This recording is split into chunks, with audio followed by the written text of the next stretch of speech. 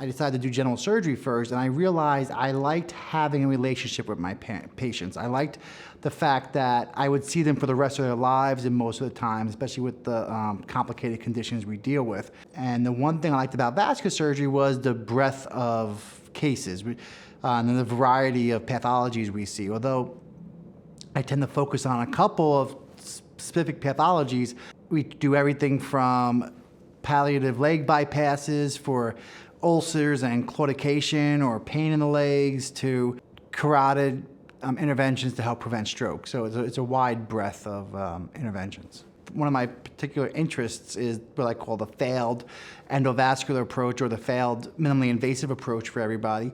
Over time, we've developed techniques that we can go within the blood vessel, and much like patching a tire from the inside, we patch the aorta.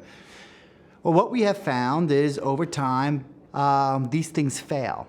And when they fail, there's not always a good option minimally invasive. So we do need some expertise to be able to fix these open. And here at the Cleveland Clinic, we're probably the nation's largest center of doing open repair of aneurysms of all types, including removing failed endografts, or the failed endograft, which is the minimally invasive way of fixing an aneurysm, and replacing it surgically. So when I'm not here, I'm with my wife and my two beautiful girls, either playing with our mountain dogs, or if I get the chance to go away, I go fly fishing, which is probably my biggest passion in life, in terms of outside my family, of course. So.